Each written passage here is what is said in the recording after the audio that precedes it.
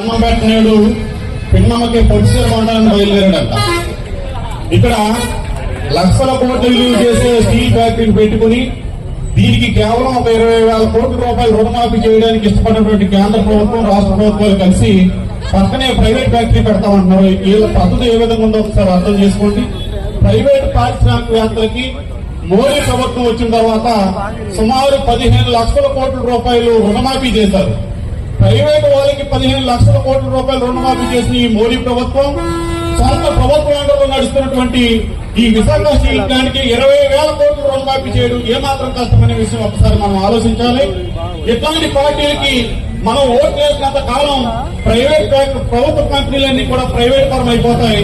మన reservation system మొత్తం బాబాసాహెబ్ అంబేద్కర్ తెచ్చిన రిజర్వేషన్ సిస్టమ్ మొత్తం కొలాప్స్ చేయడం కోసమే ఈ నాటకాలు ఆడుతున్నారు.